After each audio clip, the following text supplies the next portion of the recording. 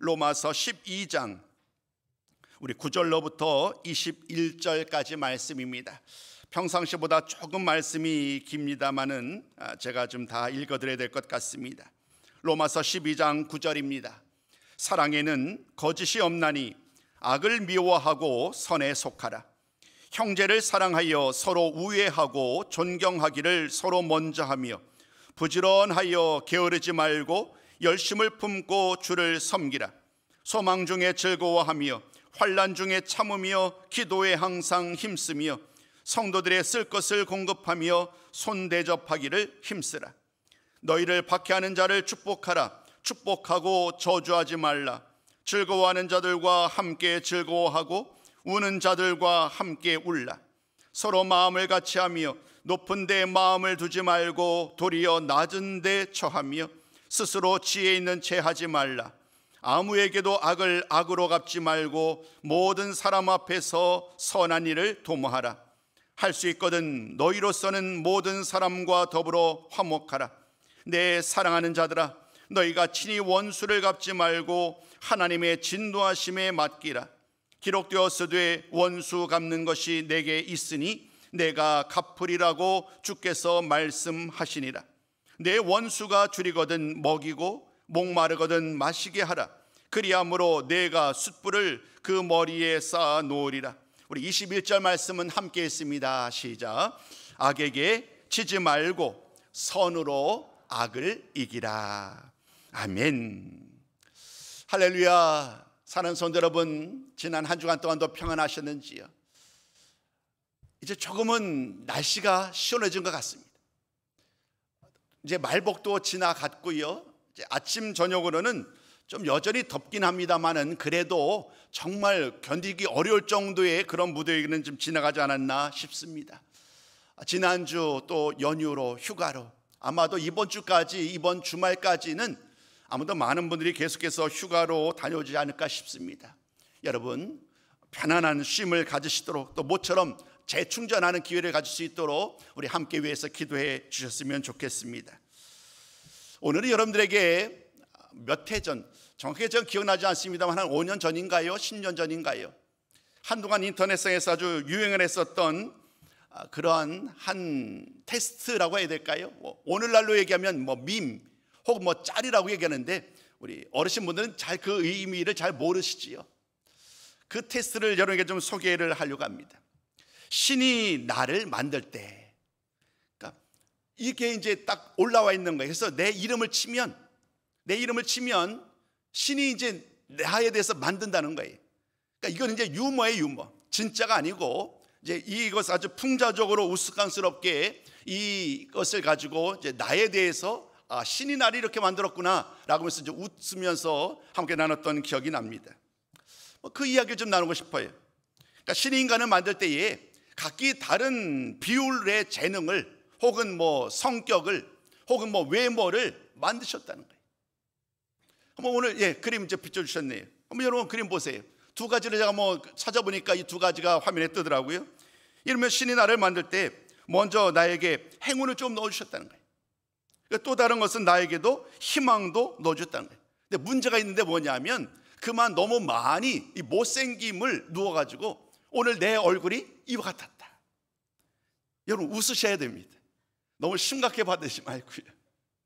또 다른 거 한번 보여주실까요? 또 다른 그림 보면 이런 거예요. 신이 나를 만드는데 나에게 카리스마를 넣어줬다는 거예요. 또 신이 나에게는 허세도 조금 넣어줬다는 거예요. 근데 문제는 뭐냐면 신이 나에게 뭔가 좀 돈복도 넣어줄 줄 알았는데 그만 그 돈복이 아니라 무슨 복이에요? 일복을 넣어줬다는 거예요. 그래서 내가 이 나이가 되도록 쉬지 못하고 일을 하고 있다. 좀 웃음이 나오죠. 우스꽝스럽지요. 그런데 이런 이야기를 나누고 오늘 아마도 여러분 혹시 찾아보실지 모르겠네요. 인터넷에서 신이 나를 만들 때 한번 쳐보십시오. 그러면 허견 제 이름을 딱 치면 이제 아마 인터넷상에 그게 나올 거예요. 아마 그래서 한번 웃지 않을까 싶어요. 제가 오늘 이 이야기를 굳이 여러분들에게 좀 나눈 이유는 뭐냐면 신이 나를 만들 때도 이렇게 참으로 신비로운데 참으로 놀라운데 하나님이 우리를 만드신 것은 얼마나 더 놀랍겠는가. 하나님이 우리를 만드신 것은 우리가 정말로 상상할 수 없는, 우리가 도무지 상상할 수 없는 그런 놀라운 하나님의 섭리와 방법과 사랑과 은혜가 가득 들어가 있다는 거예요. 우리가 모를 뿐이지, 우리가 알지 못할 뿐이지, 하나님이 우리를 만드시고 다스려 가시는 이런 모든 과정들, 우리 이제 섭리라고 그러잖아요. 이 하나님의 섭리는 언제나 놀랍고 신비롭다는 거예요. 지난주와 이번 주는 함께 연결됩니다. 지난주에도 이미 말씀드린 것처럼 지난주와 이번 주 말씀을 통하여서 하나님이 천지를 창조하시고 우리 인간을 만드신 다음에 우리를 다스려 가시는 거예요. 그 과정 속에서 하나님은 특별히 이제 예수 그리스도를 통하여 우리를 완전히 새로운 사람으로 거듭나게 하셨어요. 이것은 우리에게 엄청난 기회라는 거예요. 이전과는 완전히 새롭게 지음을 받았기에 이제 우리는 달라야 된다는 거예요. 이전과 달라야 된다는 거예요. 하나님의 창조와 다스림 속에서 우리는 이제 예수님으로 말미암아 우리가 새롭게 지음을 받았으니 그에 합당하게 살아야 되지 않겠는가. 그러나 여전히 그 모든 하나님의 다스림의 권세는, 그 모든 주관하는 능력은 하나님께 있다. 지난주 여러분께 소개해드렸던 예레미야 18장 말씀 기억하시는지요? 토기장이 비유.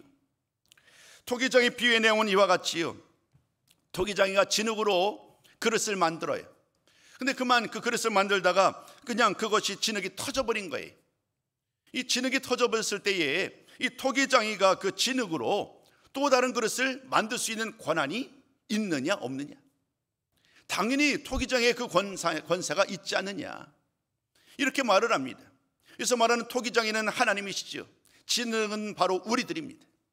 즉 하나님께서 우리들을 하나님이 원하시는 대로, 하나님의 뜻과 하나님의 계획대로 우리를 빚어 가실 수 있다는 거예요. 그래서 지난주와 이번 주에 그 말씀의 제목의 중앙에 이 빚음에 대한 말씀이 있는 거예요. 은혜로 빚어지는 교회, 오늘은 사랑으로 빚어지는 교회. 그 중심에 로마서 12장 1절과 2절이 있다고 말씀드렸습니다. 로마서 12장 1절과 2절 말씀은 우리에게 예수 그리스도를 믿음으로 말미암아 하나님께서 우리에게 이제 완전히 우리의 몸과 마음을 새롭게 만드셨다는 거예요. 이제 우리의 몸과 마음이 새롭게 이제 변화가 되었으니 그에 합당하게 살아야 되지 않겠는가. 그 질문을, 큰 주제를 던진 거예요. 그런 다음에 3절부터 8절까지 지난주 말씀은 그 은혜의 자리를 우리를 이끌어가는 비결이 바로 이 은혜에 있었음을 나눈 바 있습니다. 그리고 오늘은 이제 또 다른 두 번째 이야기로 사랑에 대한 말씀을 나누고 싶습니다. 사랑이 얼마나 중요한지는 여러분들에게 굳이 말씀드리지 않아도 이미 알겠습니다만은 오늘은 추상적인 사랑이 아니라 실제적인 우리 삶 속에 이 어떻게 사랑을 실천할 수 있는가, 그 이야기를 나누고자 합니다. 사도 바울은 이 예레미야 18장 말씀, 이 토기장이 비유의 말씀이 아마도 사도 바울에게 강력하게 그 마음에 신비에 뿌려진 것 같아요. 그래서 그가 이 말씀을 가지고 다양한 곳에서 말씀을 전하는데 로마서 9장 20절로 21절 말씀도 대표적이에요. 우리 한번 이 말씀을 같이 좀 나누고 함께 말씀을 좀 계속 이어갔으면 좋겠습니다. 우리 한번 같이 한번 읽어봅니다. 시작. 이 사람아, 내가 누구이기에 감히 하나님께 반문하느냐? 지음을 받은 물건이 지은 자에게 어찌 나를 이같이 만들었느냐 말하겠느냐? 토기장이가 진흙 한 덩이로 하나는 귀히 쓸 그릇을, 하나는 천히 쓸 그릇을 만들 권한이 없느냐? 이렇게 사도 바울이 이 토기장의 비유를 인용하면서 로마 교회 성도들, 사람들에게 말을 하는 거예요. 하나님이 우리를 만드셨고 하나님의 계획을 따라 우리를 이끌어갈 수 있지 않겠느냐. 그러나 여러분, 이 의미를 오해하지 않았으면 좋겠습니다. 하나님이 우리를 이끌어가는 것이니까 우리 인간은 아무런 힘도 의지도 없다라고 너무나도 이것을 의미를 일반화시키는 것은 옳지 않다는 거예요. 하나님의 놀라운 섭리와 동일하게 하나님은 우리 인간을요, 지난주에도 이 말씀을 드렸네요. 우리 인간을 이 세상 그 무엇과도 비교할 수 없는 최고의 걸작품으로 우리를 만드셨다. 그러니까 우리들로 하여금 하나님의 말씀을 따라서 우리들로 하여금 가장 아름답고 귀하고 멋들어진 것으로, 세상의 유일한 것으로 만드신 그 주인공들이 바로 저와 여러분이라는 거예요. 하나님의 걸작품인 사랑하는 성도 여러분, 지금저 우리는 이 말씀을 가지고 우리가 어떻게 아름답게 빚어지고 세워져 가야 될 것인가, 성도들과 교회들이 어떻게 세워져 가는가라는 말씀과 관련해서 두 가지를 강조드렸습니다. 여러분 기억하시는지요? 그 두 가지는 바로 믿음과 은사였습니다. 믿음의 분량대로, 그리고 각양 받은 바 은사를 따라 우리가 우리에게 주어진 일들을 잘 감당하면, 섬기면 우리 교회가 아름답게 든든하게 세워질 수 있다는 것이었지요. 오늘은 두 번째 시간입니다. 사랑으로 빚어지는 교회라는 제목에서 우리는 어느 정도 그 답을 이미 알고 있겠지요. 오늘 여러분과 나누고 싶었던 것은 두 가지예요. 그 첫 번째가 바로 사랑이고요, 두 번째가 바로 선함입니다. 선. 이 사랑과 선을 가지고, 선함을 가지고 우리는 하나님께 주신 달란트를 가지고 우리 교회를, 아니 나를 든든하게 세워갈 수 있다는 거예요. 자, 이제 말씀을 드렸으니 그 말씀의 의미를 좀 더 자세하게 살펴보고자 합니다. 오늘 9절부터 시작되는 21절까지 말씀을 통하여 강조하는 이야기들은 어떤 것일까요? 우리 한번 첫 번째 제목을 함께 좀 나누셨으면 좋겠습니다. 우리 함께 읽어봅니다. 시작. 거짓 없는. 사도 바울은 이렇게 말합니다. 교회를 든든히 세우려면 거짓이 없는 참사랑에 힘써야 한다라고요. 사람들은 말을 합니다. 세상 많은 사람들은 우리 기독교를 가르쳐서 사랑의 종교라고 말하죠. 실제 성경 말씀을 보면 사랑 이야기로 가득합니다.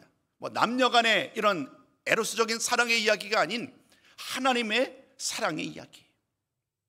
하나님이 얼마나 우리를 사랑하셨는지, 하나님이 얼마나 이 세상을 사랑하셨는지, 그 사랑의 결과가 바로 독생자 예수님을 이 세상에 보내신 거잖아요. 하나님의 사랑의 이야기만 있지 않습니다. 주님의 사랑의 이야기도 이 말씀 가운데 가득하죠. 주님도 우리를 너무 사랑하셨어요. 그래서 심지어 자신을 내어주시기까지, 십자가에서 자신을 내어주시기까지 순종하셨고, 또 그 결과로 말미암아 죄인을 구원하심으로 말미암아 사랑을 실천하셨다. 하나님 사랑과 예수님 사랑에 이어지는 마지막 사랑의 이야기는 우리들의 이야기죠. 그러므로 우리들도 하나님을 사랑하고 이웃을 사랑해야 한다. 이 사랑의 이야기는 이렇게 이어지는 거예요. 시작은 하나님, 그리고 주님을 통하여 우리에게 임하였고 그 사랑을 우리가 받고 누리고 있으니 이제는 받은 바 그 사랑을 가지고 하나님을 사랑하는 일에, 그리고 이웃을 사랑하는 일에 힘써야 한다라고 성경 말씀을 강조합니다. 많은 성경 말씀에 사랑을 강조하는 본문들이 있습니다만은 사랑장, 고린도전서 13장을 빼놓을 수 없지요. 많은 이야기를 언급하는데 핵심은 이거예요. 사랑이 없으면 내가 아무것도 아니다. 사랑이 없으면 내가 아무것도 아니다. 아주 화려한 것, 그 모든 것을 내가 다 가졌다고 할지라도 사랑이 없으면 무슨 의미가 있겠느냐. 로마서 13장도 말을 합니다. 사랑은 율법의 완성이다. 그래서 우리는 빚을 지면 안 되지만, 그러나 사랑의 빚은 우리가 마음껏 져도 되겠다. 사랑으로 다른 사람을 섬기고, 사랑으로 꾸어주고, 사랑으로 함께하는 이러한 빚은 우리 모든 성도들에게 얼마나 소중한 것인지를 말씀을 통하여 강조를 합니다. 오늘 바울은 그 스스로도 알고 있었습니다. 왜냐하면 주님을 만나서 그 죄인 중에 괴수였던 자신이 주님의 그 한량없는 은혜를 입었고 이방인의 사도로 거듭날 수 있었잖아요. 그는 그냥 추상적인 하나님의 사랑을, 주님의 사랑을 받은 것이 아니라 정말 삶 속에 주님이 찾아오셨고 그 사랑을 온전히 받은 사람이에요. 그렇기 때문에 바울은 많은 사람들 앞에서 이 사랑을 충분히 강조할 만한 사람이겠죠. 그는 말을 합니다. 거짓 없는 사랑에 힘써야 한다. 위선적인 사랑이 너무 많은 거예요. 조건적인 사랑이 많은 거예요. 진실한 사랑이 찾아볼 수 없는 그 2000년 전에도 여전히 마찬가지였어요. 서로 무언가 목적이 있는 거예요. 무언가 사랑을 주는 것 같은데 실제는 무언가 얻기 위한 조건적인 위선적인 사랑이 넘쳐나는 이 시대 가운데 우리 모두는 그리스도인이라고 한다면 거짓 없는 사랑, 참된 사랑을 힘써야 된다. 근데 여러분, 이 말씀 가운데 사도 바울이 전제하고 있고 계속해서 강조하는 것은 뭐냐면 우리들의 사랑을 강조하는 것이 아니에요. 사도 바울이 말하는 이 거짓 없는 사랑의 주인공은 바로 예수님이십니다.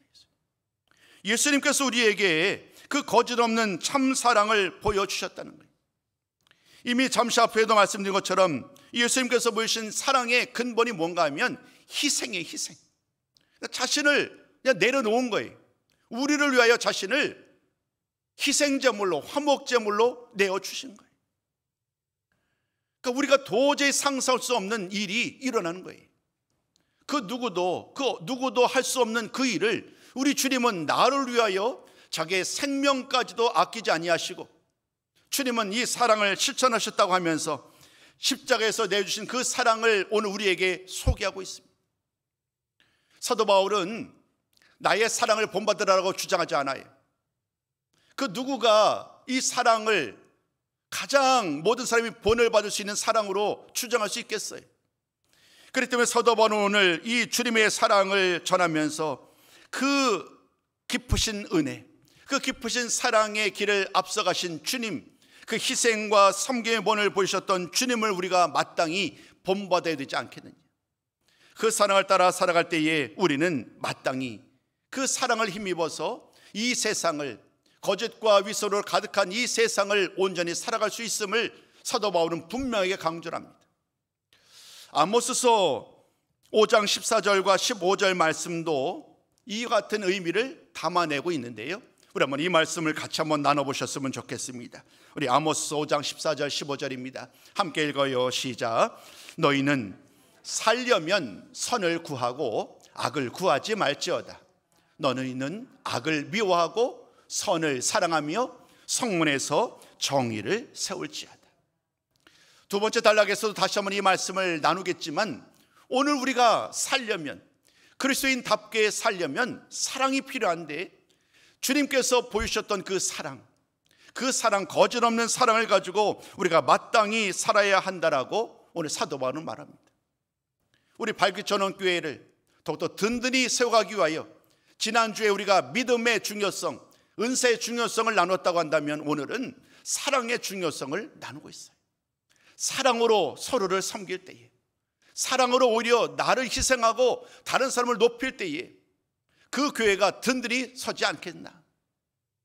사실 이 사랑으로 섬기는 일은 교회만이 아니겠지요. 우리 가정도 마찬가지입니다. 우리 가정이 정말 모든 가족이 사랑으로 서로를 섬긴다고 한다면 우리 가정이 얼마나 아름답게 든든히 서겠어요. 그러므로 사랑은 정말로 모든 것을 온전케 하는 그러한 길이요, 그러한 선물이 바로 이 사랑이라는 사실을 잊지 아니하시고 오늘도 이 말씀 붙들고 살아가는 우리 모든 성도가 되셨으면 좋겠습니다. 다시 한번 강조드립니다. 우리 교회를, 우리 성도들의 믿음을 더욱더 굳건히 세우기 위하여 필요한 것이 바로 이 사랑임을, 세상의 사랑이 아닌 그리스도의 사랑임을 오늘 사도 바울은 강조하였습니다. 이제 두 번째 말씀으로 한번 나아볼까요? 사도 바울은 이제 두 번째 말씀을 통하여 이렇게 권면을 합니다. 우리 한번 이 두 번째 제목도 같이 한번 읽습니다. 시작. 악한 세상에서 선한 일에 힘써야 합니다. 세상은 악하다. 세상은 사랑이 식어진다. 이런 말씀이 오늘 우리는 너무나도 익숙한 시대를 살아가고 있어요. 매스컴을 통하여서 사회면의 기사의 대부분들은 사랑이 식어진 이 세태를 그대로 보여주지요. 얼마나 심각한 일들이 많이 일어나는지, 살인, 강도, 또 부모님들을 그냥 더 이상 모시지 않아서 그냥 부모님을 외면하는 이 세대들, 이런 많은 일들이 일어나고 있는 이 세대는 정말로 사랑이 식어진 세대가 아닌가. 그러나 이러한 일들은 지금 현재만의 이야기가 아닌 것 같아요. 그 예전에도 이미 사랑이 식어진 그러한 모습으로 살아가고 있음을 우리는 말씀을 통해 보게 됩니다. 이제 사도 바울은 9절부터 시작되는 말씀 끊으면 13절 혹은 16절까지 끊을 수 있겠는데, 이 말씀들은 우리에 대한 이야기, 우리들. 그러니까 무슨 말이냐면 교회 안의 성도들, 우리 서로 사랑하자, 우리 서로 우애 있게 행하자. 제가 오늘 사랑이라는 말씀 때문에 그 나머지 12절부터 13절까지 말씀을 나누지 않았습니다만은 거기에는 이런 내용이에요. 믿음에 대한 이야기도 나오고요, 소망에 대한 이야기도 나와요. 그러니까 믿음, 소망, 사랑이 다 등장하는 거예요. 그러니까 믿음과 소망과 사랑을 가지고 서로 하나 되고 서로 섬기고 서로 즐거워하면서 서로 교제라는 것, 이것이 우리에게 요구되는 명령이다 라는 말씀이 16절까지의 이야기예요. 근데 17절부터 21절까지는 이제 그 범위를 넓히는 거예요. 우리가 아니라 세상에 있는 많은 사람들과 우리가 어떻게 그들과 관계를 맺어야 되느냐. 주님 안에서 한 형제여 자매된 우리들끼리는 이와 같은 삶을 살아야 한다라고 말을 했는데, 그러면 세상에 있는 많은 사람들과는 어떻게 살아야 되는가? 17절 이하 21절까지 말씀은 바로 그 이야기예요. 그 이야기의 내용이 즉슨 이와 같습니다. 반복되는 말이 뭐냐면 악을 악으로 갚지 말라는 거예요. 그러니까 세상이 악하다고 해서 그들과 담을 쌓지 말라는 거예요. 그들과 우리들은 어울릴 수 없다, 마치 물과 기름 같다라고 하면서 세상 사람들에게 외면하지 말고, 악을, 그들이 악하니까 악함으로 그들에게 정죄하거나 판단하지 말라는 거예요. 오히려 사도 바울이 강조하는 것은 뭐냐면 오히려 선한 마음을 가지고 그들을 사랑으로 그들 역시 섬겨야 된다. 그들은 정죄와 판단의 대상이 아니라 우리의 사랑이 필요한 대상이다. 바울은 이렇게 강조를 합니다. 사실 이 말은 바울의 말이 아니지요. 우리 주님께서 이미 마태복음 5장에서 강조하셨던 말씀이 바로 이 이야기예요. 5장부터 7장까지 말씀은 산상수훈문으로 시작돼서 우리가 팔복의 이야기로 시작되는 많은 산상설교의 이야기입니다. 그 중에서 5장 43절로 48절까지 말씀 속에서 오늘 사도 바울이 강조했던 그 말씀의 그 시작을 우리는 만나게 되는 거예요. 제자들에게 말을 합니다. 제자들에게 여러분들은 하나님 나라의 백성입니다. 여러분들은 예수를 믿음으로 말미암아 이제 하나님 나라의 백성이 되었습니다. 하나님 나라의 백성이 되었으니 이제 우리는 달라야 되지 않겠나. 제자들에게 이제는 이전과는 달라진 삶을 요구하는 거예요. 그 과정 속에서 사랑의 이야기도 주님은 말씀하세요. 그 사랑의 이야기를 말씀하는데 그 사랑의 이야기가 뭐냐면 이렇게 말합니다. 나를 사랑하는 사람만 사랑하지 말라는 거예요. 나를 미워하는, 또 나를 박해하는 사람들을 향하여서도 기도할 수 있어야 하고 그들까지도 사랑할 수 있어야 한다.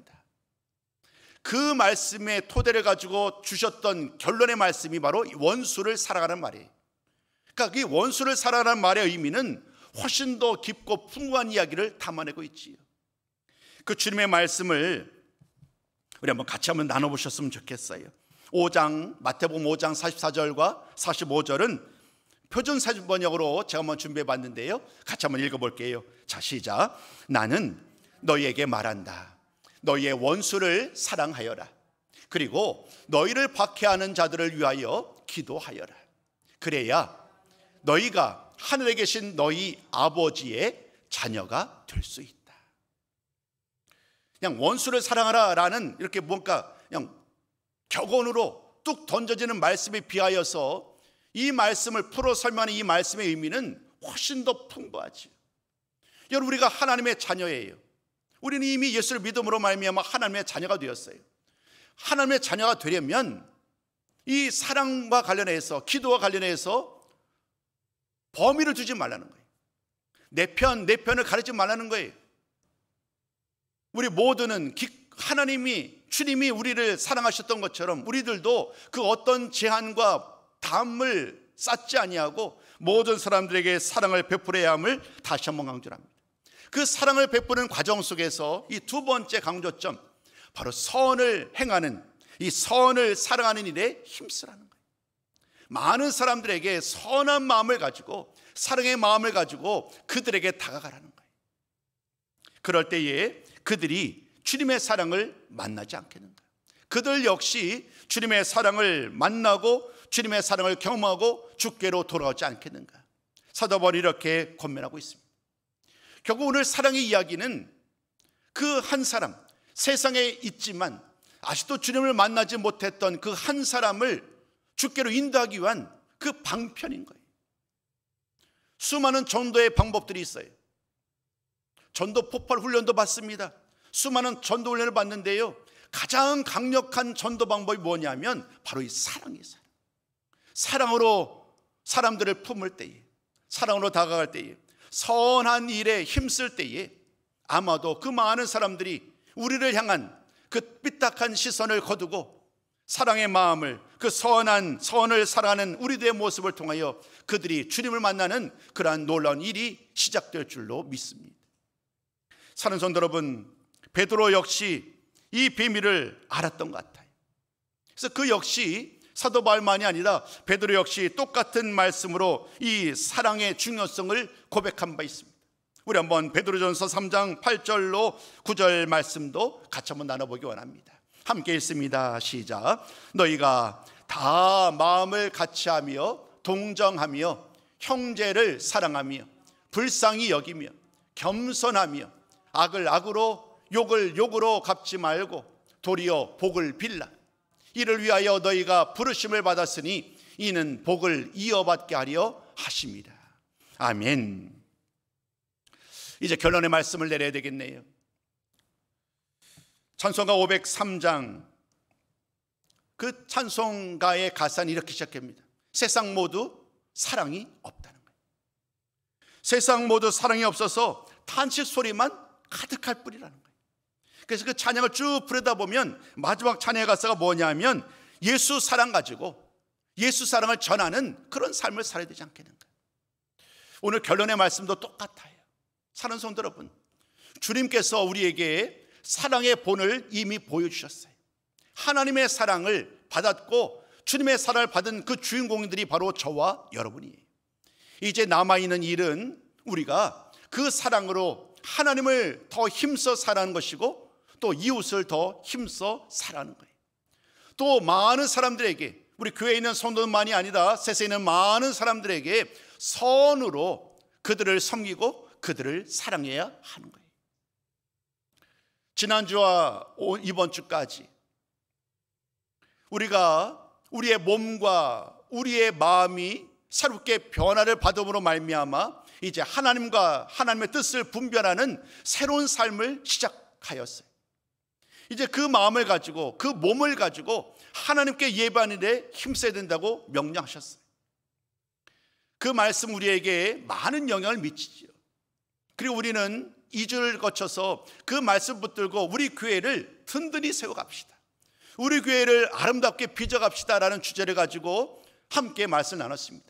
믿음의 분량대로 또 각기 받은 은사를 가지고 오늘 두 가지 말씀은 거짓 없는 사랑으로 또 선을 베풀므로 우리가 주의 일들을 잘 감당할 때에 하나님께서 세우신 우리 교회가 또 든든히 세워져 간다는 이 사실을 잊지 아니하시고 오늘도 우리에게 주어진 이 말씀 붙들고 살아갈 때에 우리 교회가, 우리 모든 성도가 하나님 보시기에 참으로 아름답고 귀히 여기시는 우리 모든 성도요 교회로 세워져 가는 은혜를 입게 될 줄로 믿습니다.